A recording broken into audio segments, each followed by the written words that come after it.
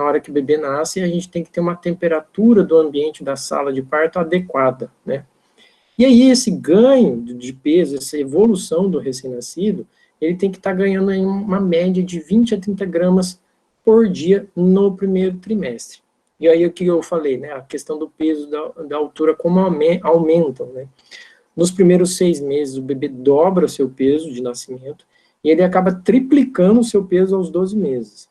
A altura aumenta de 15 centímetros no primeiro trimestre, mais 10 no segundo semestre de vida, e durante o segundo ano de vida a criança cresce mais 10 centímetros. Então, assim, é uma evolução absurda.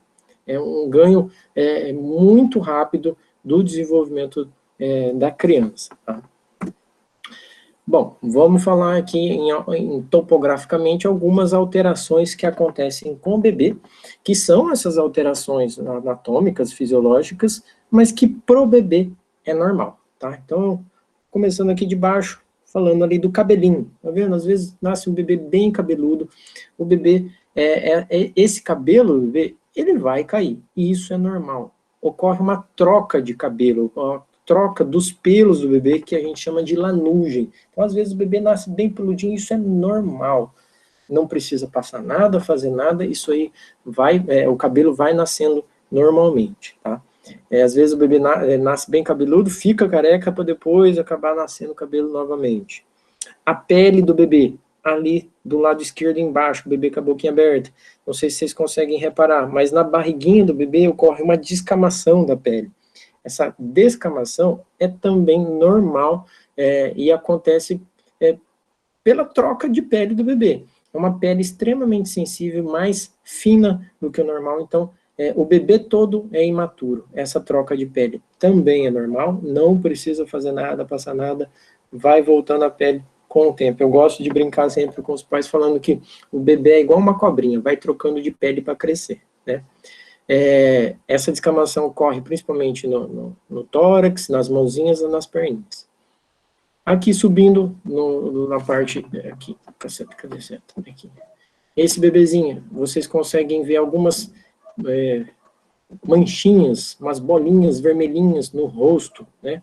Até na mão, aqui, em volta.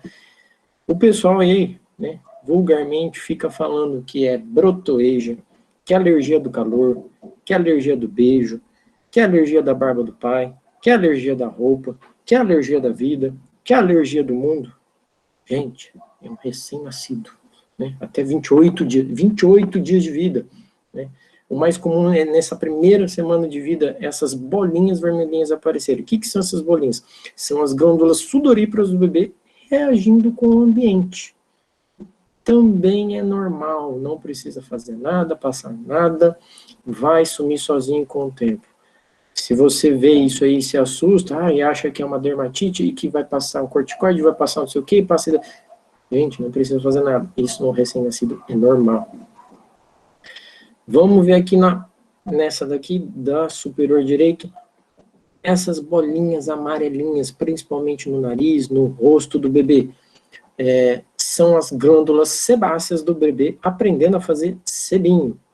Também não precisa passar nada, fazer nada, vai sumir sozinho com o tempo. Já tive mães que queriam espremer, às vezes como se fosse um comedão, né, que é aquela espinhazinha, e querem espremer a espinha do bebê. Não, gente, não precisa, isso aqui vai sumir sozinho com o tempo, tá?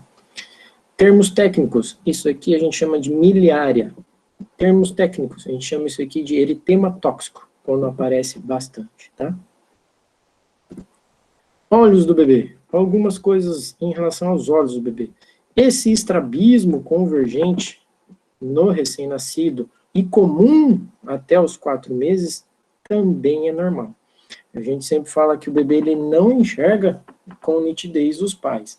Ele vai enxergar com uma nitidez legal depois dos 6 meses aí, tá? Então, o estrabismo convergente no recém-nascido, às vezes até some o olhinho, só fica o branquinho, isso é normal. Não quer dizer que o bebê vai ser estrábico, tá? É um processo normal que ele vai, com a musculatura ali ocular, aprendendo a focalizar. E aí eu sempre brinco com os pais que ele não reconhece os pais pela visão, porque não enxerga, ele só vê vultos, ele acompanha aquilo lá. Mas ele reconhece os pais pela voz e pelo cheiro, né? Na verdade, a mãe não é mãe, é comida, né? Então, a mãe é a nutriz, é o seio, é o leite, é a fonte, o bebê sempre vai ficar procurando a mãe, mas é por causa do cheiro de leite, né? O bebê aqui embaixo, olhão azul, né? Às vezes o bebê nasce ali com um olho claro, às vezes olho cinza, um olho diferente. A cor do olho do bebê, ela também pode trocar. Tá? Então eu falo para os pais, se nasceu claro, não pode ficar muito feliz não, que pode trocar a cor do olho também. É um processo que às vezes ocorre, né? Para definir uma cor, 8 meses, até quem sabe 1 ano para definir essa cor do olho do bebê. Tá? Aqui em cima, todo mundo aqui no cantinho do olho, a gente tem um canal, né, que é o ducto nasolacrimal. Esse canalzinho, ele pode entupir. Imagina, ele já é pequeno, imagina um recém-nascido, de 3 quilos, né? Isso aqui entope facilmente. E aí, no que entope, começa a ocorrer um monte de secreção ocular. E aí, às vezes, as mães podem apavorar e achar que é uma conjuntivite. Não, é só porque entupiu. Então, o que a gente manda orientar? Fazer uma massagenzinha aqui nesse cantinho, com o dedinho mesmo, que vai estar desobstruindo esse canal. É uma alteração fisiológica e quase 70%, 80% dos bebês pode acontecer isso. Também não precisa se preocupar. Vamos lá, 1% dos bebês onde não desobstrui esse canal tem que estar passando pelo oftalmo para daí ele passar uma canulazinha nesse canalzinho e desobstruir. Isso é muito, muito raro. Tá? E aqui embaixo eu coloquei porque acaba fazendo parte ali, principalmente na hora que o bebê nasce, fazer alguns exames de triagem neonatal. E um deles é o reflexo do olho vermelho, né? Então, para poder ver, a gente pega um oftalmoscópio, isso na maternidade. Então, quem tiver no 6º ano, né, no ambulatório, no estágio da pediatria do 6º ano, no berçário do Hospital Metropolitano, faz esse teste. Então, quem faz esse teste são os alunos, são os internos aí, que vão estar fazendo esse reflexo do olho vermelho. Então, o que significa? Se tiver vermelho, ocorre uma vascularização normal do fundo de olho, então é normal. Ficar vermelho é normal. Se por acaso esse reflexo ficar meio alaranjado para esbranquiçado, ele sugere, não quer dizer que é um diagnóstico, ele sugere uma patologia, que é o retinoblastoma, quando a gente observa o fundo de olho. Tá? Se nessa oftalmoscopia você perceber que o cristalino do olho, que é um pouquinho mais para frente na anatomia do olho, você vê que o cristalino está opaco, você tem então a catarata congênita. A catarata congênita, ela é comum de uma infecção materna no primeiro trimestre da gestação. Tá? Então isso aí é questãozinha de prova às vezes, né? Qual é a causa mais comum de catarata congênita, né, no recém-nascido? É a infecção materna por rubéola. Tá? Rubéola. Bom, a clínica aí fazendo parte da anatomia. Tá? Nariz e respiração, né? O nariz, a gente sabe que ele serve para fazer uma filtragem aí do ar. Só que assim como a gente junta caquinha, tatuzinho, ranho, os bebês também. Só que eles não sabem suar, não sabem escarrar, não sabem enfiar o dedo. Quem que tem que limpar isso para essas crianças? Os pais, tá? E aí eu gosto de mostrar como é feita essa limpeza, essa lavagem nasal. Isso tem que se tornar comum, tá? Não dá para a gente ter dó da criança para fazer uma higiene nasal.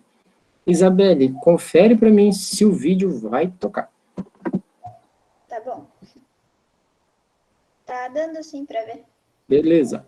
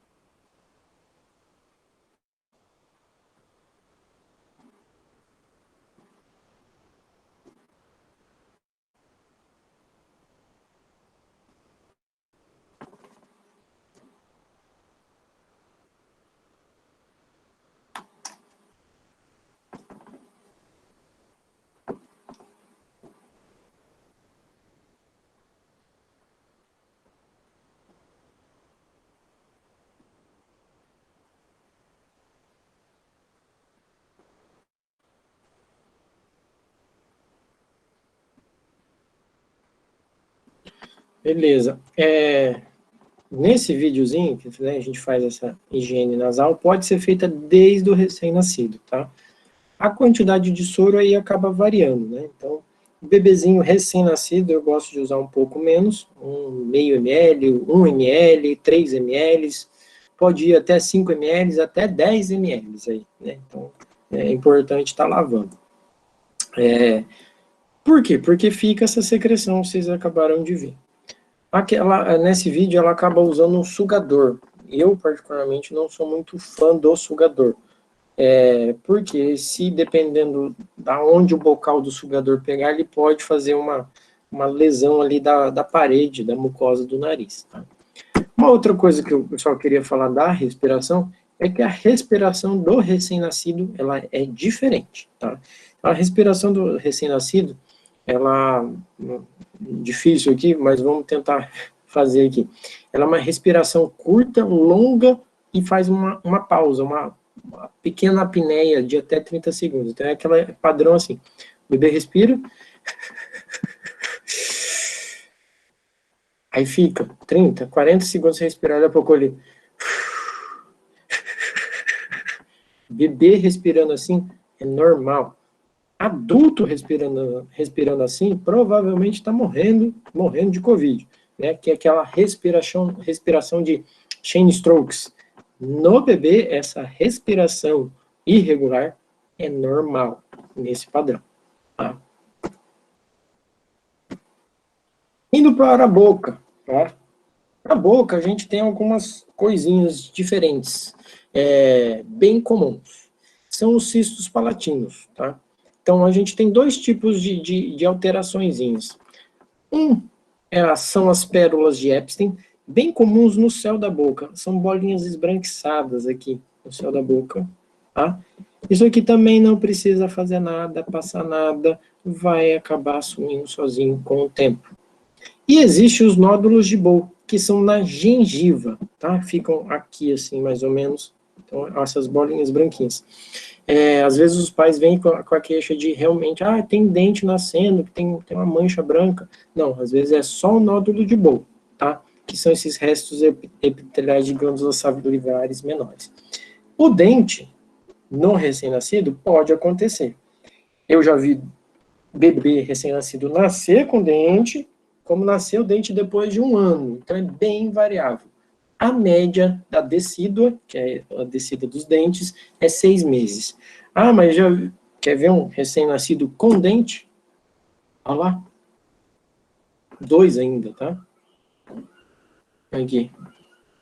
E aí vocês podem perceber que o bebê ainda está até com o vernix, né? Que é aquela capa de meio gordurosa que fica em volta do bebê, que protege o bebê, né? Você vê o cabelinho tudo grudado. E aqui, dente no recém-nascido. Tá? Pode acontecer. Às vezes, é necessário retirar esse dente, então, faz uma extração dentária, porque o bebê recém-nascido ele não sabe mamar. E se estiver machucando a mãe, vale a pena, então, retirar esse dente para poder amamentar, e depois os outros dentes vão vir. Não tem problema. Descendo da boca para a parte, né, dos seios, né? Então, o bebê, ele pode apresentar mamas, né? Um leve edema das mamas ali. Vocês conseguem perceber um volume aqui, né? Bilateral. O que acontece aqui? O bebê está mamando, ele estava dentro da mãe e ele acaba recebendo os hormônios femininos da mãe. Esses hormônios femininos vão para o bebê que tem glândulas, então elas podem aumentar. Não precisa fazer nada, passar nada, espremer, pelo amor de Deus, fazer nada com essas mamas. Com o passar do tempo, elas vão diminuir, vão ser absorvidas ali, não precisa fazer nada. A questão dos hormônios femininos da mãe que passa para o bebê, né? Se for uma menina, por exemplo, ela tem as mamas, que também pode fazer nos meninos, só que a menina, ela tem útero.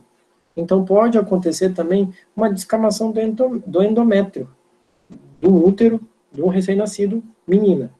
Ou seja, vai sair sangue lá da vagina. E isso pode ser assustador, às vezes, para alguns pais. Mas o bebê que mama no peito, isso é normal, por causa dos hormônios femininos. Bom, falar um pouquinho dos ossos aqui, mais a questão de crânio, tá? A gente sabe que o adulto tem uma média de 206, 200 e poucos ossos. No bebê, no recém-nascido, são 270 ossos, né? Sendo 172 axiais e 98 apendiculares. Por que isso? Porque com o passar do tempo, os osteoclastos, eles vão se juntando nesses outros pedacinhos de ossos e formando apenas um osso. Um bem chamativo, assim, ou bem exemplificar, é o nosso externo. No recém-nascido, ele é solto em 3 pedaços. Ele é feito do manúbrio, que é a parte de cima, o corpo e o processo xifoide, que é um pedacinho. No que, às vezes, você, examinando o bebê, você percebe ali uma bolinha bem na região epigástrica. Às vezes os pais ficam assustados, tem um osso aqui no meio do estômago do bebê, tem alguma coisa, o bebê comeu alguma coisa, aí apavora, é um tumor. Não, é só o processo xifoide. Por quê? É um pedacinho de osso que vai grudar com o corpo externo, que vai grudar com o manúbrio, virando um osso só que é o externo. Tá? Em relação à cabeça aí do bebê. Então, a gente tem algumas alterações que podem acontecer com a formação do crânio do bebê, tá? Então, tem um bebê com o crânio normal, ele é arredondado, né, são simétricos. Existe a plagiocefalia, onde ele pode-se ter a impressão que um dos lados é mais alto que o outro, tá? Então fica um pouquinho elevado, e aí a implantação da orelha fica mais baixa, né? Você percebe ali que está mais baixo do que do outro lado. A braquiocefalia, onde a cabeça é curta, né? Acaba tendo esse alongamento, a parte posterior acaba achatada, e é uma elevação dessa parte aqui, né? Aqui. E a escafocefalia, que a cabeça acaba sendo comprida, né? Que é essa medida anteroposterior maior. Tá? Dependendo do grau, existem correções cirúrgicas, capacetes a serem usados. Mas, às vezes, só uma correção de postura, do jeito que o bebê deita, do jeito que a mãe cuida, acaba já corrigindo. Tá? Eu queria trazer um pouco essa questão dos seios da face, tá? Nos ossos da face, para quem já estudou aí a face, sabe que a gente, no adulto, existem os seios paranasais, né? Só que o bebê, ele não tem esses seios. Então, uma criança menor de 2 anos, ela não tem sinusite, porque ela não tem os seios nasais formados. Tanto é que vocês viram que basta lavar o nariz que a gente acaba limpando e resolvendo tudo. Às vezes no adulto é só essa higiene e não basta, porque toda a secreção às vezes está num seio. E a gente sempre vai falar isso. Não se faz um raio-x da face em crianças menores de 2 anos. Primeiro, porque você não vai ver nada, porque não tem seio. Não vai acumular secreção, porque não tem buraquinho para ficar. E outra, raio-x é radiação. A radiação, com o passar do tempo, ela pode ser gatilho para cânceres, para várias alterações neuronais, numa criança que está em formação neuronal. E aí você vai e mete radiação? Então, não se faz radiação, não faz raio-x de seios da face em crianças menores de 2 anos. Vocês às vezes vão ver, vai ter colega que vai fazer, mas não façam isso. Tirem isso como lição hoje dessa aula. Sistema linfático, tá? A gente sabe que o sistema linfático ele é uma proteção, então a gente tem toda a cadeia do sistema linfático, os linfonodos cervicais, as tonsilas, o timo, o ducto linfático direito, esquerdo, o baço, o ducto torácico e os linfonodos inguinais. A criança, como ela é pequena e vai pegando as infecções para criar sua resposta imunológica, ela vai reagindo. Então, os linfonodos, eles podem infartar, ou o que a gente chama de fazer reação. que são os linfonodos reacionais. Então, toda vez que a criança tiver uma infecção, esses linfonodos podem aparecer. Quais as infecções mais comuns da criança? Sistema respiratório superior. Então, as amidalites, tonsilites ali, né? Então, o sistema linfático, principalmente cervical, ele pode ficar mais ativo. Então, a criança começa a aparecer com aquelas ínguazinhas, né? Que são os linfonodos reacionais, principalmente em região cervical. Região cervical anterior, posterior, região retroauricular, região occipital, submentoniana, tá? Aí a gente tem região subclávia superior, inferior, external, região inguinal, axilar. Isso tudo a gente acaba examinando, vendo na criança o sistema linfático e reacional dela, tá?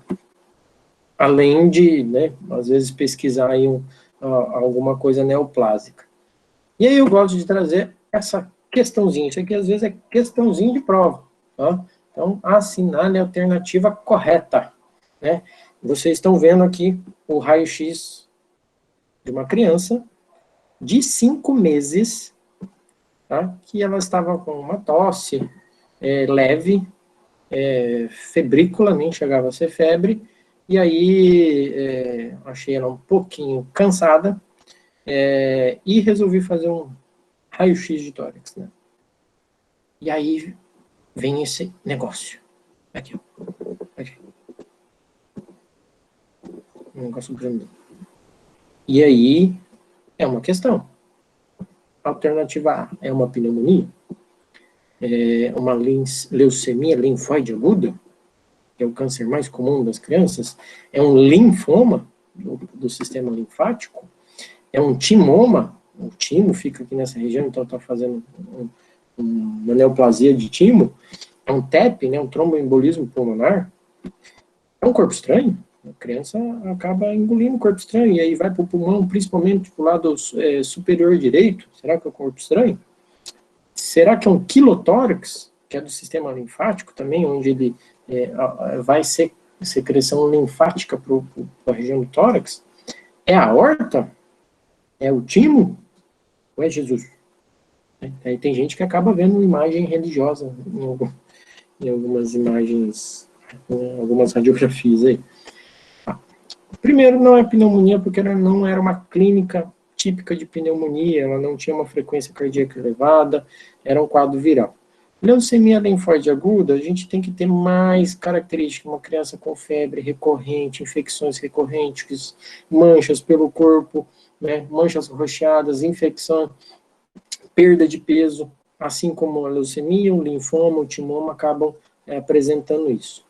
O TEP, eu tenho uma dispneia aguda, né, essa criança estava respirando normal, ela não tinha uma dificuldade, e uma dor torácica. E TEP em criança não vou dizer extremamente, mas é bem raro.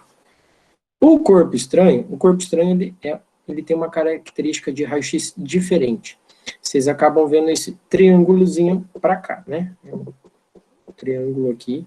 O corpo estranho, ele vai acabar fazendo um triângulo diferente, porque se eu tenho uma obstrução aqui, esse triângulo vem para cá. Ele faz um triângulo assim. Por quê? Porque o corpo estranho, ele acaba entupindo aqui o brônquio, não passando o ar, e aí o ar não passando, fica uma mancha branca. Então é um triângulo diferente desse daqui. Quilotórax, por que não é um quilotórax? Isso aqui, então, a gente tem o coração do lado esquerdo, esse broncotoma aqui do lado direito. O quilotórax não é, porque o quilotórax ele ocorre no lado esquerdo, tá? Sistema linfático, o ducto torácico, ele é aqui, principalmente do lado esquerdo. A aorta não fica desse lado, ela fica virando para esse lado. Não é Jesus. Então, isso aqui, grandão, numa criança de 5 meses, é o timo. Ele tem um termo que a gente chama sinal da vela do barco. Tá? Sinal da vela do barco. Você faz esse aqui, um triângulozinho, você estiga para cá, aí você faz um barquinho aqui para baixo. Então, fica parecendo uma vela do barco. Esse raio-x fui eu que tirei num paciente, ele está mais bonito do que nos livros. Ou você joga no Google para você ver, não tem uma imagem assim tão bonitinha. Circulação fetal. Tá? Eu acho que eu coloquei uma outra aqui. Circulação fetal. Então, ainda não nasceu o bebê. A anatomia cardiológica, a circulação, aqui é mais fisiologia, mas é importante entender, porque isso aqui tem uma importância clínica depois que o bebê nasce. Então, vamos lá. Essa anatomia, essa circulação fetal em 1 minuto. Sangue oxigenado vem pelas veia umbilical, pelo ducto venoso, vindo pela veia cava inferior, vindo para o átrio direito, ventrículo direito, artéria pulmonar, e aí o bebê não está respirando, está dentro da barriga. Então, ele não, esse sangue oxigenado, ele não vai para o pulmão, porque ele já está vindo oxigenado da placenta. Ele vem, então, aqui pelo ducto arterioso. Isso mesmo, cadê? Aqui, pelo ducto arterioso, caindo direto na aorta. Da aorta, esse sangue vai para o corpo, então, levando sangue oxigenado para o corpo inteiro. Nessa circulação fetal, a gente também tem, vindo aqui para o átrio direito, a gente tem um forame oval entre os átrios. Então, esse sangue oxigenado também vem aqui para o átrio esquerdo, ventrículo esquerdo, aorta, corpo. Então, isso aqui, basicamente, é a nossa circulação fetal. E aí, a gente tem um comparativo do quê? A circulação fetal, aqui o sangue vindo, tal. O bebê nasceu. No que o bebê nasce, ele vai fazer o quê? Respirar. No que ele respira, com o passar do tempo, esse sangue que já não vem mais oxigenado, porque eu não tenho mais circulação, não tenho mais esse sangue vindo da placenta oxigenado, ele acaba virando esse ligamento redondo do fígado, que era o antigo, a antiga veia umbilical, ela acaba virando um ligamento. Esse sangue não oxigenado mais vem pela veia cava, vai para o átrio direito, ventrículo direito, artéria pulmonar, e aí vem para os pulmões, é oxigenado por esse bebê respirando esse sangue volta para o átrio esquerdo, ventrículo esquerdo, aorta, corpo. Tá? Com o passar do tempo, esse forame oval, ele acaba fechando, e o ducto arterial, que ligava aqui a artéria pulmonar na aorta, ele acaba fechando, virando, então, o ligamento arterial. Circulação fetal e neonatal em 3 minutos. Às vezes vocês demoram aí um mês inteiro para entender simplesmente isso, tá? E qual que é a importância desse, então, ligamento arterial, dessa circulação fetal para circulação neonatal? A gente comentou de um teste de triagem lá, que é o teste do olhinho, aqui falamos do teste do coraçãozinho. O teste do coraçãozinho, ele é para ver cardiopatias congênitas críticas. São cardiopatias que dependem, então, desse canal arterial. O que a gente tem de cardiopatia crítica, né? A gente tem algumas cardiopatias onde pode acontecer uma hipoplasia do ventrículo esquerdo, tá? Uma atresia de artéria pulmonar, tá?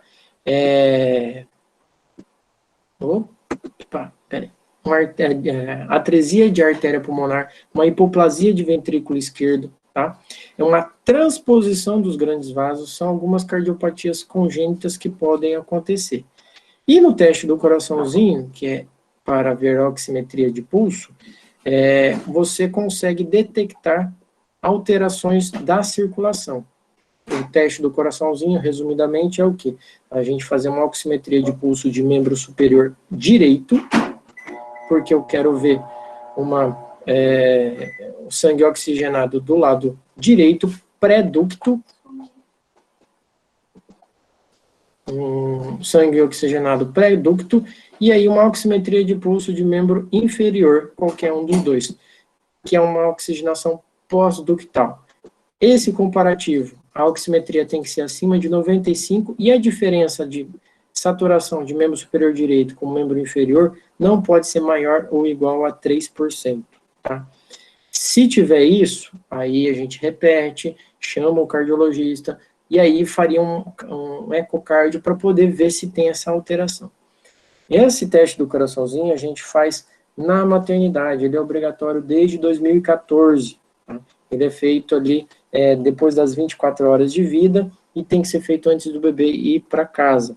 Porque esse canal arterial, né, esse ducto arterial, ele vai fechar próximo de 72 horas. Então, antes de fechar, eu preciso saber se essa criança realmente não tem uma cardiopatia congênita crítica, que depende desse canal. Porque se essa criança tem uma cardiopatia congênita crítica, eu não vou fechar esse canal. Eu vou deixar ele aberto para eu poder fazer uma correção cirúrgica dessas cardiopatías. Existem mais de 20 cardiopatias congênitas críticas, tá? Aí avançando para outras alterações, só de alteração anatômica cardíaca aí é uma outra residência, então tem coisa para caramba. Mas é a importância de saber essa circulação fetal normal, a circulação neonatal, e saber que esse fechamento do ligamento é extremamente importante. Se eu sei que tem uma cardiopatia, eu não deixo esse canal fechar, usando medicações, tá? E dando tempo para poder fazer a correção cirúrgica. Eu falei aqui, se alguém não entendeu, eu posso repetir melhor depois isso. Do coração a gente vai aqui um pouquinho falar sobre estômago. O estômago do recém-nascido, o sistema gastrointestinal do bebê, ele é bem peculiar. Por quê? Às vezes o pessoal fica preocupado com a amamentação, porque só sai o colostro no leite materno, e parece só uma aguinha, e é pouquinho, e aí vem aqueles palpites, aquelas mitos que o leite é fraco, e isso não existe. Porque olha o tamanho do estômago de um recém-nascido. Tá? No primeiro dia, o tamanho de uma cereja. Então, isso aqui, ele enche rápido e esvazia rápido. E por isso que o bebê mama ali de uma em uma hora, de duas horas, de 3 em 3 horas. Por quê? Porque enche rápido, esvazia rápido e o bebê precisa ficar mamando para poder ter essa nutrição. Conforme o bebê vai crescendo, esse tamanho de estômago vai crescendo. Tá? Chegando aí, perto de um mês, o tamanho de um ovo. Tá? Em média, o bebê vai caber ali 75 ml de líquido, né, no primeiro mêsinho, chegando até 1 litro de capacidade volumétrica num adulto. Então, aumenta bastante. O fígado, ele é enorme, assim, ao nascimento, é um grande órgão do sistema ali, abdominal do bebê, chegando a 150 gramas. Para um bebê de 3 quilos e pouco, chega de quase a 4% do peso total.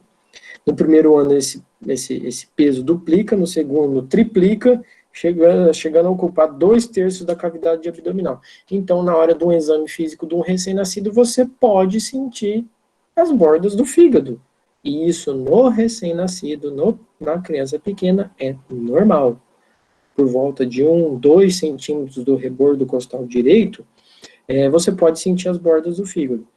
Isso num adulto, você fica preocupado, pensando em outras coisas aí do fígado, né, as hepatites, os cânceres, aí tem as características da borda do fígado, enfim.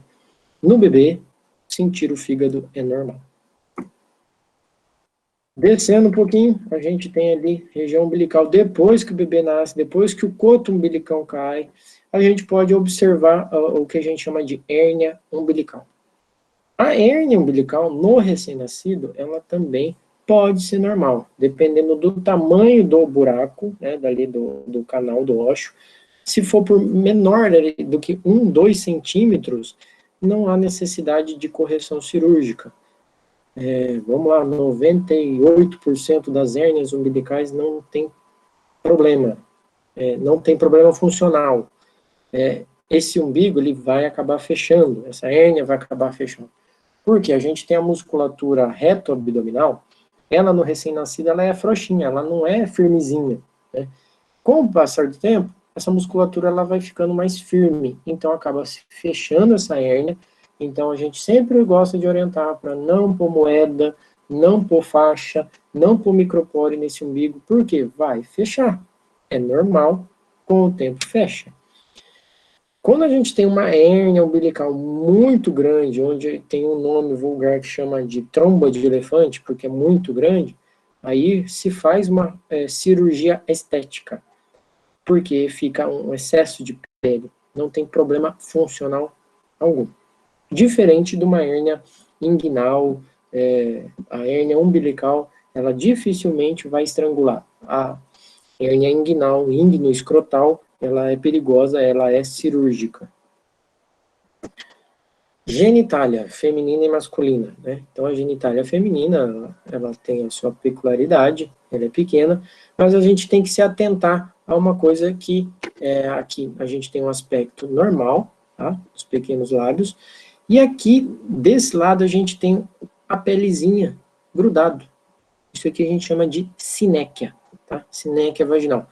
Isso aqui, com o passar do tempo, né, só de fazer uma manipulação, uma correção aqui, ela tende a se abrir. Mas se não abrir com o tempo, pode-se ter necessidade de uma correçãozinha cirúrgica, que é dar um piquezinho ali com um bisturi, com uma agulhinha, acaba abrindo isso aí, o cirurgião pediátrico faz, mas tem que cuidar porque se for uma sinéquia total aqui, o risco para infecção urinária é grande, porque acaba represando urina aqui na menina, tá? E no menino a gente tem a fimose, tá? Ela tem uma classificação de Kikiros, tá? Onde a gente faz a expressão aqui da glande e expressando o prepúcio. Esse prepúcio pode ser retrátil ou não. Não sendo retrátil, a gente tem uma fimose, aí com seus graus, né? Então puxa e acaba tendo esse anelzinho fimosário, não abre. A gente espera, aguarda até por volta de 2 anos na criança, no menino. Até 2 anos tem que ocorrer essa abertura do prepúcio. Se depois desses 2 anos, usando pomadinha ou não, aí, né, precisa dessa avaliação de um cirurgião pediátrico e que se não abrir, existe a cirurgia corretiva, que é a postectomia, tá? Para poder retirar esse excesso de prepúcio. Se não tira, a criança, o menino pode começar a ter infecções dessa região aqui, que é o sulco balano prepucial. Então, inflamando, infeccionando, a gente chama de balanopostite, né? Então, as crianças que não limpam o pipi acabam juntando sujeira, uma secreçãozinha que a gente chama de esmegma, onde mora um bichinho chamado Proteus mirabilis, causando infecção. E o Proteus mirabilis também pode subir via canal da uretra e fazer uma infecção realmente urinária, né, uma pielonefrite por uma fimose, se não for cuidado. Tá? Membros, né? Então, a gente tem essa flexão natural do recém-nascido. É só imaginar, o bebê ficou 9 meses lá, encolhidinho, dentro da barriga da mãe, gostosinho, tranquilinho, aí sai nesse mundo, você acha que as perninhas vão esticar? Não. Então, elas são fletidas, elas são curvadinhas, e assim vão ficar. Conforme vai passando o tempo, essas pernas vão endireitando, depois elas arqueiam de novo, para depois, lá próximo de 4, 5 anos, elas ficarem mais retificadas. Então, hoje em dia, a gente nem usa mais botinha ortopédica, tá? Existe o pé torto congênito, mas isso é visto já na maternidade, onde o pé ele não volta. Eu não trouxe aqui, mas é diferente desse arqueamento dos membros e dessa flexão dos membros. Isso é normal. E aqui uma curiosidade de um bebezinho, a falta de um dedo. Tá? Isso aqui a gente chama de ectrodactilia. Falta aqui o dedo. Quando a gente tem mais de um dedo, a gente tem a polidactilia. Quando a gente tem dedos grudadinhos, a gente tem a sindactilia. Então, são algumas alterações que a gente pode observar. Tá? Às vezes, o bebê tem uma polidactilia e tem um apêndicezinho, assim, de dedo. É feita a extração, a retirada cirurgicamente. Tá? Então, aqui foram algumas alterações anatômicas que acontecem com os bebês que são normais, algumas sim, outras não. Falei bem resumidamente, tá, dessas alterações, mais curiosidades, mais um pouco de fisiologia com a anatomia dessas alterações.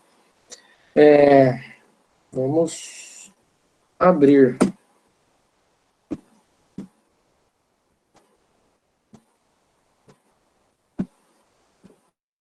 Terminei, gente.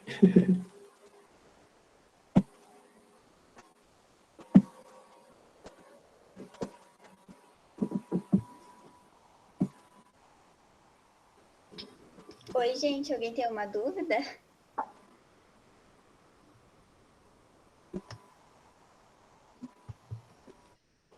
Todo mundo sabendo tudo. Eu tenho uma dúvida. Na parte do crânio, professor, tem dúvida em relação... Eu pensei, na verdade, né? Sobre a bossa e o cefalohematoma. Sim. Ambos, eles resolvem sozinho, não tem muito o que fazer. Normalmente, sim. A bossa, ou cefalohematoma, eles são ocasionados principalmente pelo encaixe do bebê ali no parto normal, né, no parto natural. Se o bebê acaba ficando muito tempo ali no canal de parto, essa bossa pode acontecer. Essa bossa é acúmulo de sangue, e o sangue ali ele vai sendo absorvido com o tempo, né? Normalmente não precisa fazer nada, tá? Essa bossa, ela é um preditor, ele tem um aumento de risco para a hiperbilirrubinemia, que é a icterícia, tá?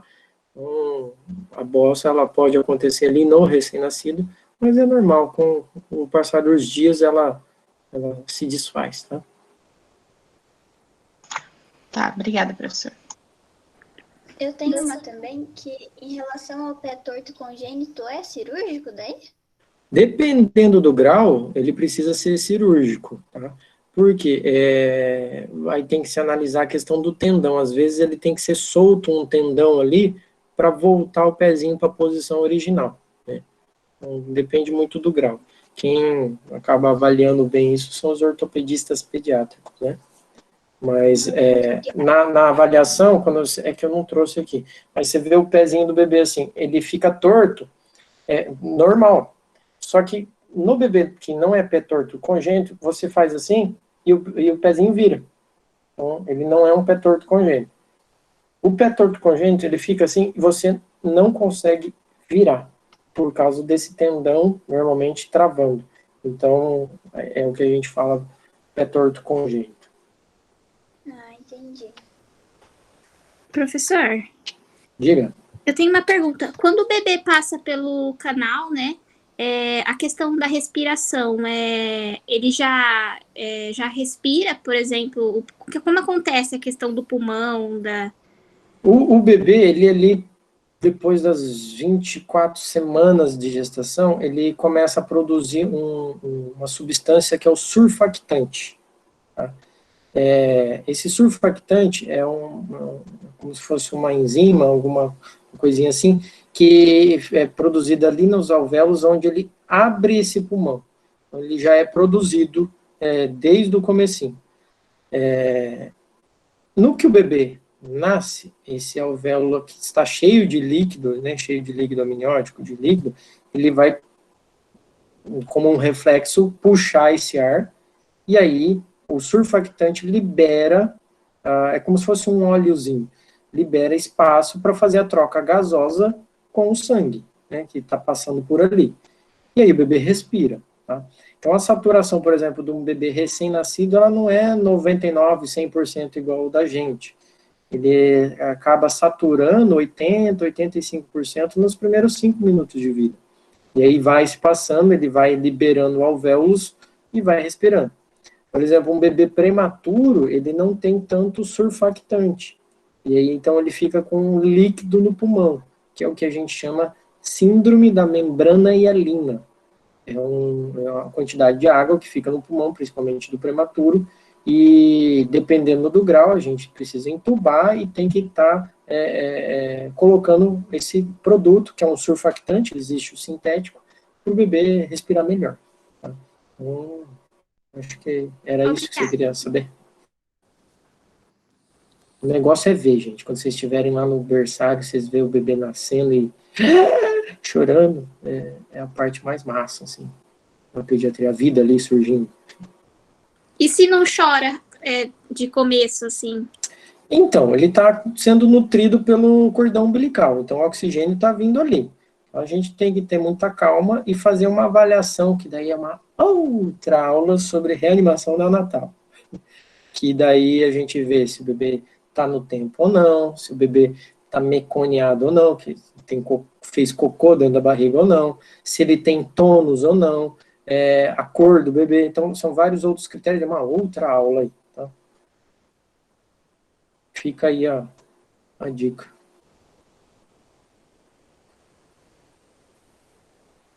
Eu acho que foi isso por hoje, então. Ninguém mandou mais nenhuma dúvida? Tá todo mundo tranquilão, sabendo tudo do recém-nascido. Na hora que chegar no 5º ano comigo, eu vou perguntar quem que foi da Liga de Anatomia, e aí eu vou perguntar tudo que eu falei aqui, hein?